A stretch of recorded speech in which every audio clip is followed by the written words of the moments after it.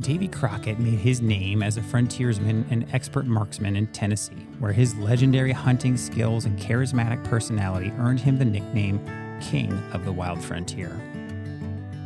As a young man, he gained recognition for his remarkable ability to hunt bears, or bars, as you might hear in his song, claiming to have killed 105 bears in a single season. His reputation grew further when he served as a scout under General Andrew Jackson from 1813 to 1814, his knowledge of the wilderness and his leadership skills making him an invaluable asset.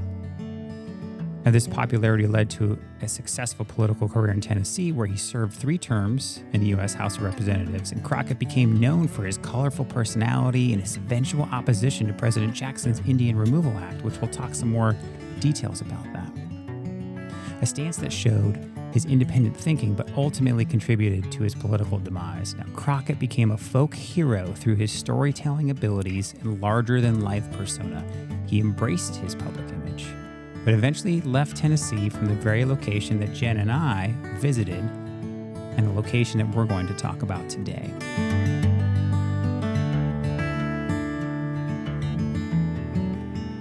Welcome to Talk with History. I'm your host, Scott, here with my wife and historian, Jen. Hello. On this podcast, we give you insights to our history-inspired world travels, YouTube channel journey, and examine history through deeper conversations with the curious, the explorers, and the history lovers out there.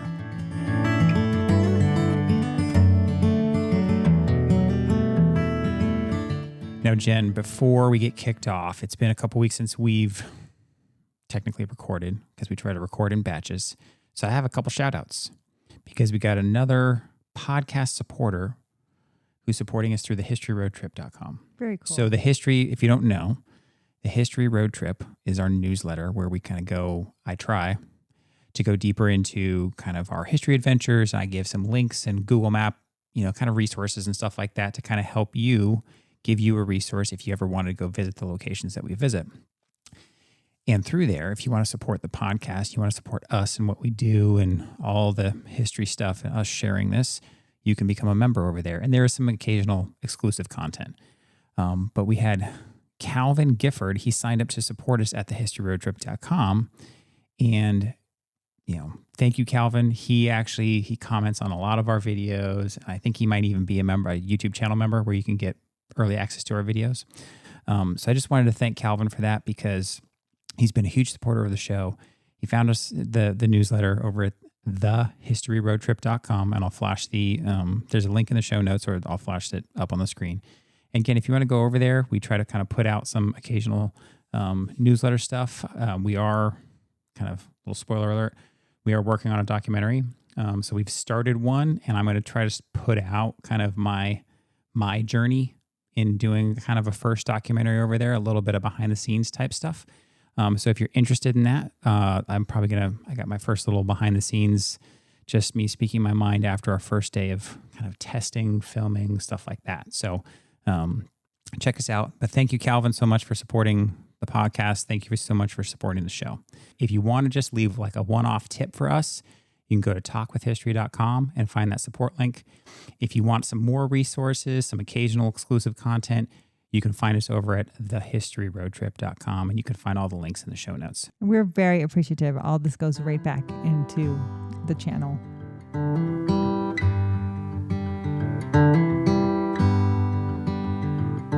So Jen, us being Tennesseans now, right? I can kind of consider this like our second home state. I'm originally from California, but we've lived in Tennessee once before, and we're going to call Tennessee home for a little while. We went and visited basically the last place that Davy Crockett lived in Tennessee. Yeah, his last home. Yeah. Because he really didn't live in Texas. He went to Texas and made it to the Alamo, and they didn't think they were going to stay there. Now, there is a good argument that Davy Crockett was going to move to Texas. He had went out to fight for independence for Texas. His idea was that they were going to win, and then he was going to be getting land as part of that fight, and then he was going to move his family. I mean, you think about it. He's a frontiersman. There's another frontier in Texas, and so he's probably going down there to, fight with people that he knew down there and try to stake his claim out there. That was the plan. But David Crockett, he's probably one of the most famous people from Tennessee, right? Like the whole song about him. And so it's just neat to go and visit a place that's associated with him. Now, you have to remember, he's born in 1786. So he's born 10 years after America has declared their independence, and really just 5 years after the Constitution.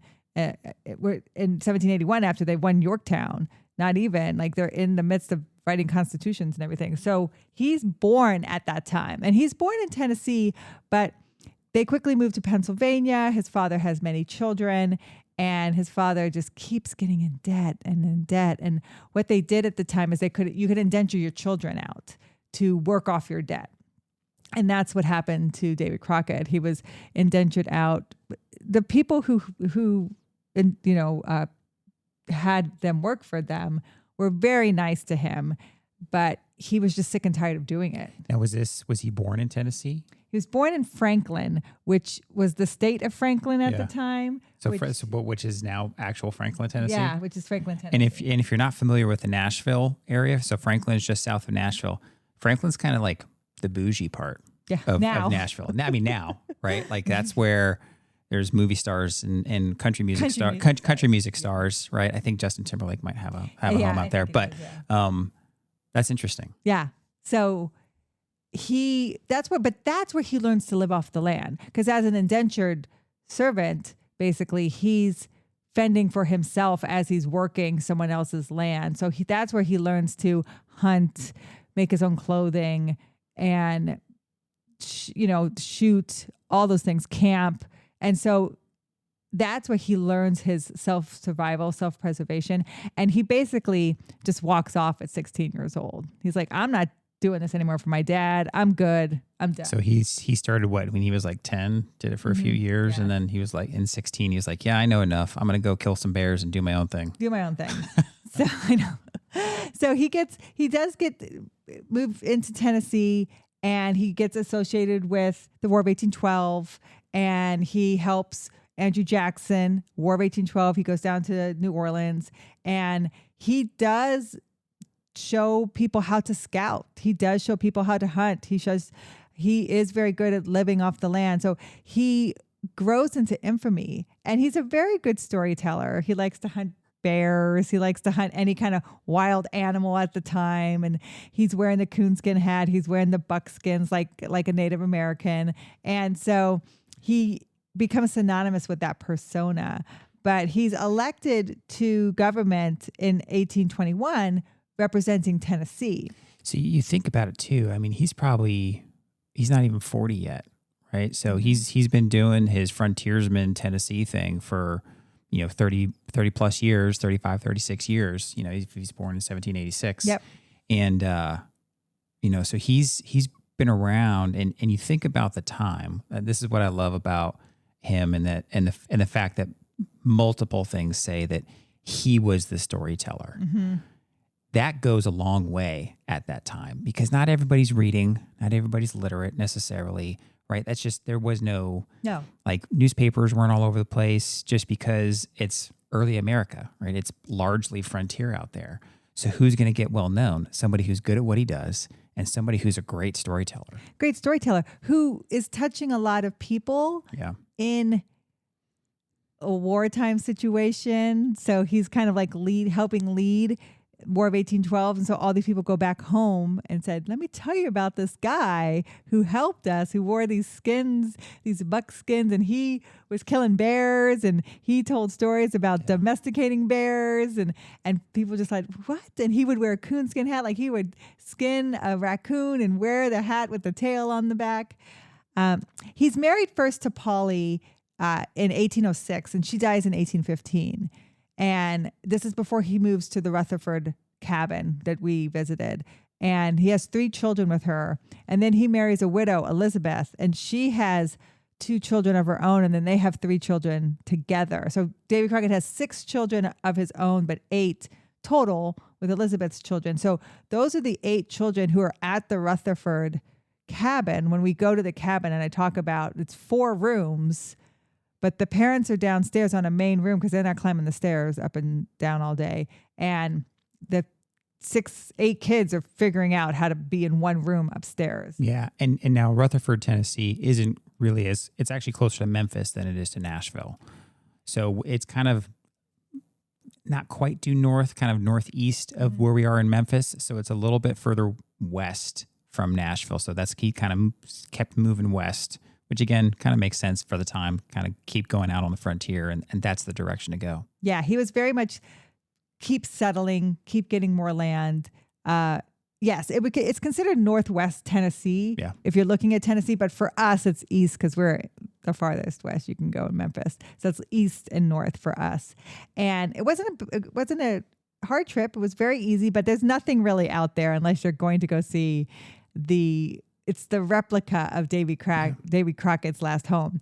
Now, they used the actual timbers from his house, and it's in the same style, built to look exactly like his house. And then the furnishing insides is from the 1800s.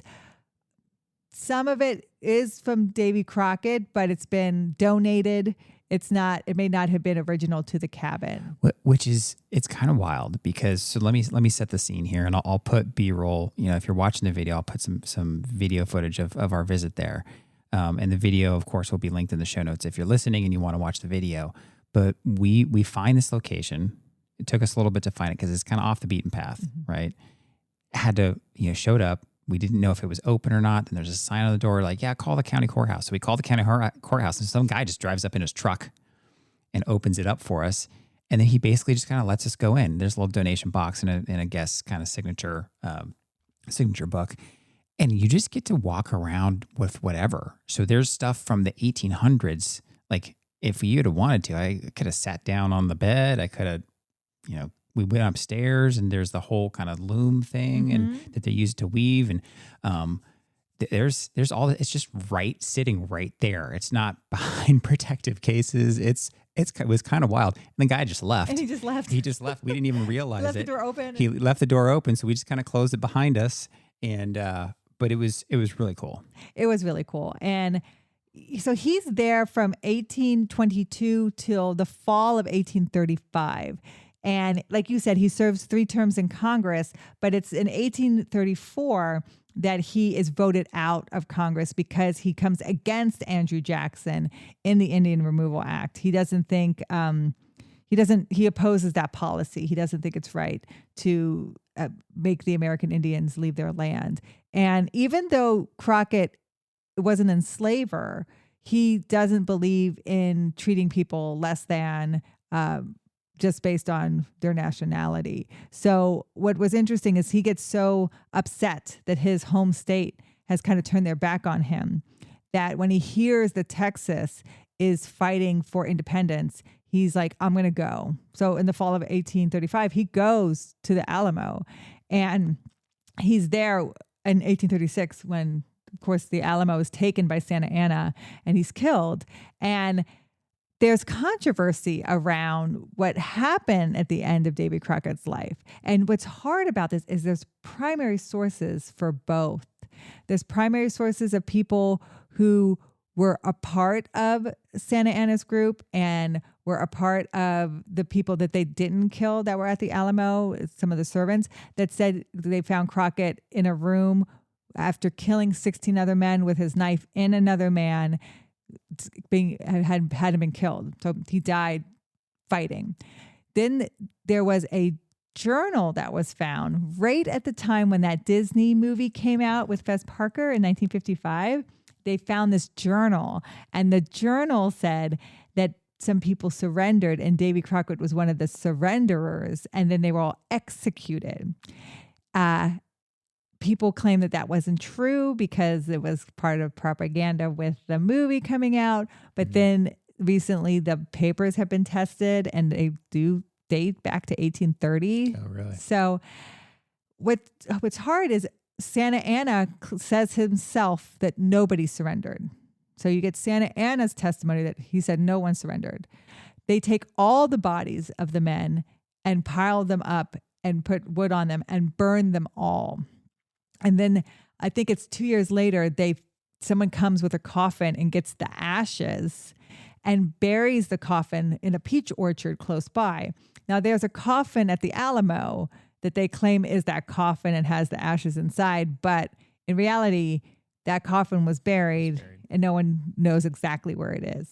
But because of that, there's no evidence to support the surrender or the fighting till the death. Well, let's be realistic. All the evidence we really need is the Disney movie with Fez Parker, right? That's all the evidence we really need. That's how most of us know Davy Crockett, right? So I pulled up, just for our podcast guests, I pulled this little gem up here, and this is the song that we all know.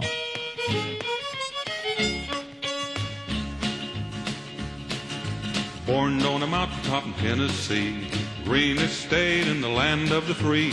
Raised in the woods, so he knew every tree.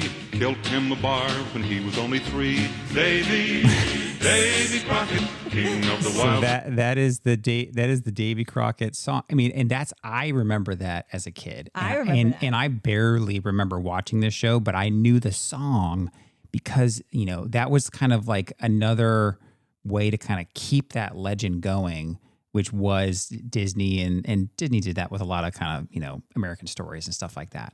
And I tell you this, like, I love that Fez Parker's wearing moccasins, and it's like the kind of moccasins you can buy at the store. It's so great. Yeah. But this is the truth of Davy Crockett, is he moves into this storytelling infamy, and he does build his life up. I killed 105 bears at this cabin in Rutherford, Tennessee. I domesticated a bear and he sat with us at the kitchen table. I could grin a bear to death. Like, he told these stories. And it's so much so a play was written about him in 1831 that, again, like you said, how do people get their entertainment at the time? You see these plays, and this play about this frontiersman who's now a politician and what he did for survival and how he lives in Tennessee. It was like he would walk into Congress just in the buckskins, and he did do that to live up this persona. And it was almost like he was like half animal, half man, half domesticated, half buffoon, and he enjoyed that. And so that story about him was really what resonated. And so that's why he felt, I think, so betrayed when he was pushed out of Congress, is he felt betrayed by his people because he had built this persona based on Tennessee. Yeah, and it's one of those things that we talk about this all the time with kind of legendary people, whether it's people that are in pop culture in some form or fashion, when they die, in some peak moment. For James Dean, he was just super young, but then a rising star. You have the Marilyn Monroes. So you have all these people like this. Now, for Davy Crockett, he was a little bit older. He was probably almost 50 by the time the Alamo happened, but he still was this legend. And then he died in kind of this legendary manner at this legendary battle that was kind of continued on in story in Americana. That's really what cemented his story, right? 100%. And we talk about that all the time. So this is just a classic instance of a case like that. Yeah, he was 49, and the Alamo resonates with people. Remember the Alamo, right? Because this is a rally cry. Texas is going to get its independence, right? And even though the Mexicans have won that battle, this is what rallies everyone to come and fight for Texas's independence. And remember, the Alamo becomes that cry. So Davy Crockett moves into infamy. And when you think of the Alamo, he's the most famous one who died there. I mean, you can think of Bowie with the Bowie knife, and there's other people who are there. And if you watch the movie, you're like, oh, okay. But Davy Crockett is the most famous person who's there. And I think his fame is cemented by that death, how he died, fighting for America, someone who served in Congress, someone who fought for America in the War of 1812, and then made their whole life off of living off the American frontier. I mean, it's just, he moves into legend. And so to be able to go to his cabin and sit on his front porch on the rocking chair, knowing that he was a storyteller who probably rocked away and whittled and told these stories, it was amazing for me as a historian to be able to do that, growing up on these stories of Davy Crockett. Yeah, it was awesome. I will say, I mean, if you're interested in visiting, you kind of have to dedicate a visit to it because it's off the beaten path, right? It's not super close to Memphis. It's probably an hour and a half from us.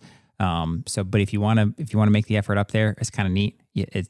I will leave some links in our show notes if you want to go to it, because there's a couple Davy Crockett things that are around Tennessee. Like there's a museum out in Nashville and stuff like that. But I will definitely leave a link to this specific site. Yeah, I think there's 6 locations to visit for Davy Crockett in Tennessee. One is a county named after him, of course, but he was in East Tennessee. There is a tavern out there. There's a forest out there named for him. But remember, this is his last home, and he lives here 1822 to 1835. So 13 years he's here in West Tennessee, and this is his last home before he leaves for the Alamo. So that's what's significant about this location. There definitely are other places to see associated with Davy Crockett, but this is the last place he will leave from before going to the Alamo. And his mother passes away in this location in 1834, and her grave is also there right beside the replica of the cabin. Yep. So again, there's a lot of Davy Crockett history in this one location, and it was definitely worth the visit. It's there for you. It's available to you. I really thought it was awesome to go see. Yeah, it was pretty neat.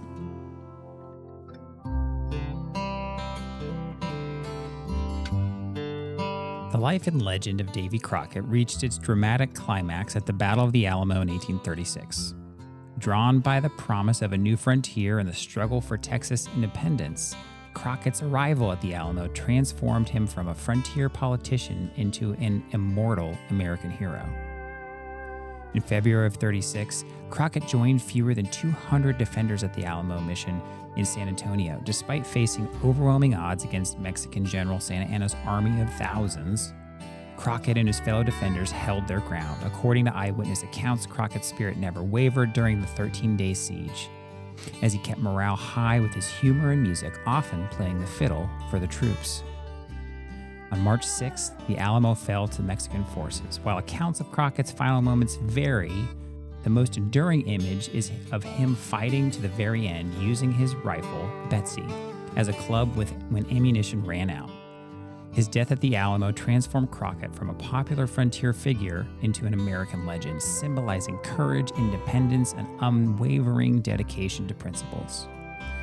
Today, Davy Crockett's legacy lives on in countless ways. The 1950s Disney series starring Fez Parker introduced him to new generations, making the Ballad of Davy Crockett a national sensation. His image appears in films, books, and cultural references, while places like the Alamo continue to draw millions of visitors each year who come to honor his memory. Schools, parks, and forests bear his name, and his famous coonskin cap remains one of the most recognizable symbols of the American frontier spirit. Thank you.